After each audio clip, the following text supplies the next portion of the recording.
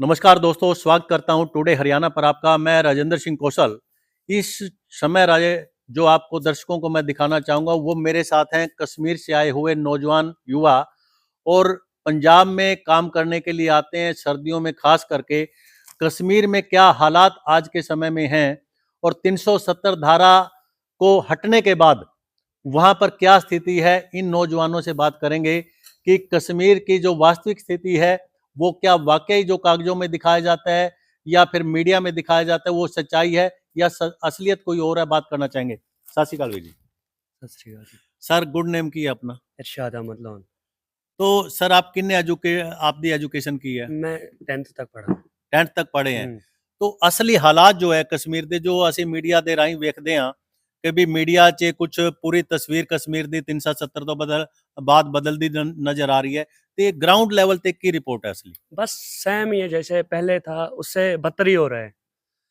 अच्छा। जैसे 370 था जुड़ा हुआ था तब से उससे बदतर ही हो रहा है। समझो पहले 370 लगा हुआ था, हम लोग नॉर्मल थे, कोई टेंशन ही नहीं था। 370 टूट गया, हर चीज में रेट बढ़ गया।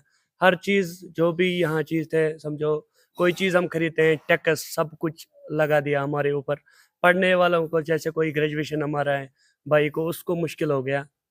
मोदी सरकार का जो ये फैसला था 370 हटाने का और इस पे बड़ा जोर दिया गया और 370 उनका मुद्दा था, उसके बाद जो कश्मीर में इन्होंने अभी कागजों में जो या मीडिया की रिपोर्ट है वहां पे हालातों को बदलता हुआ नजर दिखा रहे हैं कि कश्मीर में कितना डेवलपमेंट हुआ है। तो क्या असलियत में डेवलपमेंट है या फिर सिर्फ ये मीडिया का ही एक सोचा है? भाई डेवलपमेंट तो हुई है, मगर डेवलपमेंट उन जगह पर हुई है जहाँ मेन एरिया है।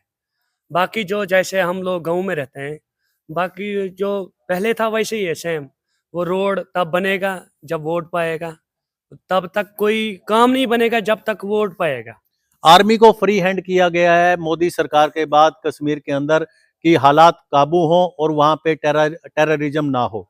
तो इस लेवल पे आप मोदी सरकार की जो पॉलिसीज हैं उनके बारे में, आप यंग हैं, क्या कहना चाहेंगे?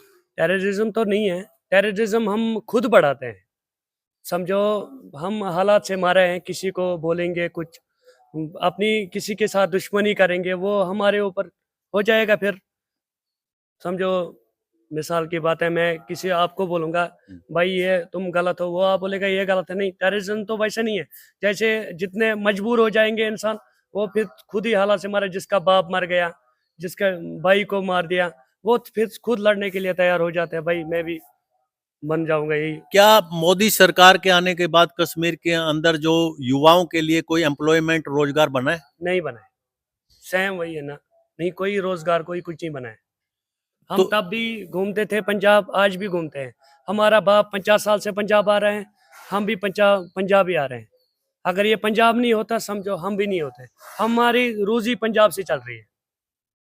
तो फिर सरकार का कितना बड़ा रोल रहा कि सरकार को कोई अनएम्प्लॉयमेंट ही रहा? क्या कोई एम्प्लॉयमेंट देने में सरकार कामयाब नहीं है? कोई एम्प्लॉयमेंट नहीं उधर है, कोई डेवलपमेंट नहीं है, कोई कुछ नहीं है। जो भी मुलाजिम था, जो भी जैसे था, जो पहले था वही है। आज पढ़ा लिखा जवान MA BEd ग्रेजुएशन करके उधर बेकार है, किसी के पास कोई नौकरी नहीं है। तो जो आप यंग जनरेशन है, यंग जनरेशन क्या मोदी सरकार को क्या आप गाइडलाइंस देना चाहेंगे कि उन यंग जनरेशन के लिए मोदी सरकार वहां पर क्या करे जो कश्मीर में एक्चुअल में होना चाहिए? मोदी सरकार को हम इतना जानकारी देना चाहें, मोदी सरकार को हम रिक्वेस्ट करना चाहते हैं। बस हम मोदी को बोलना चाहते हैं, हमारा भी ऊपर, हम मुसलमान बेशक है मगर हम भी इंसान हैं। हम ना किसी के ऊपर न जाते हैं। हम आपके घर में भी आए हैं, भाई की तरफ रह रहे हैं। किसी भी जगह जा रहे हैं भाई करके, किसी को पापा मम्मी सर के हर चीज हम जैसे हम सिंपल बंदे हैं, आपके घर में आ गए, आपके सामने में इनके घर में बड़ा हूँ। कोई इन्होंने नहीं कहा क्यों आया भाई, क्यों, अच्छी तरीके से बैठा, व्यापार अच्छा है तभी आए इनके घर में। तो रोजगार के लिए कश्मीर जो केंद्र सरकार है, सेंट्रल गवर्नमेंट है, वो किस लेवल पे पॉलिसी बनाए कि जो मैट्रिक वाला बच्चा है, ग्रेजुएट है, +2 है, उनके लिए किस लेवल का रोजगार कश्मीर में होना चाहिए? कोई रोजगार जो हम जैसे कोई अनपढ़ हो उसके लिए भी कोई रोजगार होना चाहिए। जो पढ़ा लिखा हो उस बेचारे को तो नौकरी चाहिए, वो बेचारा कहाँ जाएगा? बैंकों के अंदर जो लोन की फैसिलिटीज है स्टार्टअप करने के लिए, कोई बिजनेस डेवलप करने के लिए, कोई ऐसी पॉलिसीज है जो आप लोग बैंकों में जाते हो? हाँ, बथेरे पॉलिसी है उधर, लोन देते हैं, सरकार लोन देते हैं। लोन एक बार इन्वेस्ट करते हैं पैसा, फिर दोबारा उधर ही कर्जदार बन जाता है इंसान। जब जो इन्वेस्ट कर दिया किसी जगह पर, घाटा आ जाता है, बंदा फिर क्या करे, हालात का मारा भाग जाता है, फिर दिहाड़ी ही करता है। बैंक वाले आते हैं, उसका जमीन सारा कुछ ले लेते हैं, वो कहाँ जाएगा। तो लोन ले भी लिया, डेवलपमेंट भी हो गई, बिजनेस स्टार्टअप भी कर लिया, फिर लॉस आता है। क्यों आता है लॉस? लॉस तभी आता है जब बिजनेस चलता ही नहीं है।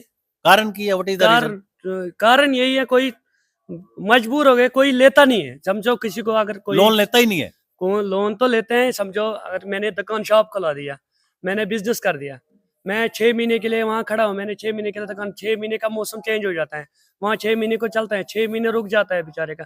कोई गाड़ी लेता है, समझो मैंने ट्रैक्टर लिया, मैं चलाता हूँ ट्रैक्टर 6 महीने को, 6 महीने के बाद हमको जेब से किस्त डालना पड़ता है, उस ट्रैक्टर का काम ही नहीं है। तो जो यंग जनरेशन है वो गवर्नमेंट जॉब की तरफ क्यों अट्रैक्ट नहीं है? गवर्नमेंट जॉब देता ही नहीं है, कहाँ देते हैं। यंग जनरेशन से बहुत जॉब, बहुत पढ़ा लिखा उधर बेकार है बेचार। मेरे जैसे अनपढ़ मेरे साथ में है, मेरे साथ 2-4 भाई, वो ग्रेजुएशन करके हैं, भाई शाल बेच रहे हैं। नहीं, why, what is the reason? वही रीजन, नौकरी नहीं है, नौकरी नहीं है। नौकरी नहीं है, क्या कंपटीशन जो बच्चे क्लियर करते हैं, क्या उनको भी जॉब नहीं है? नहीं है जॉब। मेरे पास है MA B.Ed ग्रेजुएशन करके मेरे साथ बंदे घूम रहे हैं शाल बेचने के लिए। तो गवर्नमेंट की ये लूज पॉलिसीज हैं कि जिसके कारण यंग जनरेशन जो है ना एम्प्लॉयमेंट नहीं ले पा रही है। कोई भाई समझो मेरे साथ, मैं पढ़ा लिखा हूँ, जी। समझो मैं अनपढ़ ही हूँ, मेरा तो चल जाएगा, मैं काम करता हूँ, मैंने तो उतना पढ़ा भी नहीं हो, तो मैं नौकरी नहीं ढूंढ रहा हूँ अपने लिए। जैसे मेरा भाई है, कोई और है, मेरा समझो रिश्तेदार है, वो पढ़ा लिखा है, उन बेचारों के लिए तो नौकरी होना चाहिए ना। क्या वो कहाँ कश्मीर जाएगी? का जो युवा है वो टेररिज्म की तरफ ज्यादा अट्रैक्टिव है बजाय कोई जॉब के?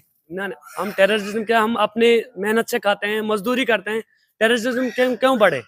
हमको क्या फायदा है टेररिज्म से बढ़े? क्यों अपने आप को क्यों, हमने भगवान ने जिंदगी दी है, किसके लिए दी है? जीने के लिए दी है।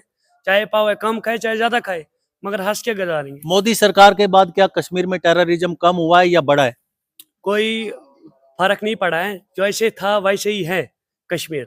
टेररिज्म तो मैं अभी तक 30 साल का हो गया, मैंने आज तक देखा नहीं। देखा ही नहीं है। मैं देखा नहीं टेररिज्म क्या होता है, क्या नहीं होता है। मैं तो सीधी बात तो बोलूंगा। जो यंग जनरेशन है वो पीसफुली है कश्मीर में? हाँ ठीक है, बिल्कुल ओके। बिल्कुल ओके है।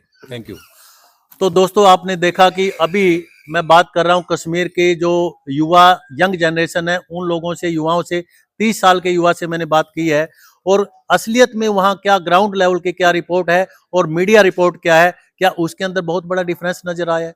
तो कश्मीर के एक्चुअल पोजीशन के बारे में मैंने बात की है इन युवाओं से, और आपको ये कैसा लगा कमेंट करके आप जरूर बताइएगा। क्या एक मीडिया लेवल की रिपोर्ट और एक ग्राउंड लेवल की रिपोर्ट बहुत ज्यादा डिफर करती है प्रैक्टिकली? तो आप खुद कमेंट करके जरूर बताइएगा। बने रहिए दोस्तों राजेंद्र कौशल के साथ टुडे हरियाणा पर। जय हिंद, जय हरियाणा।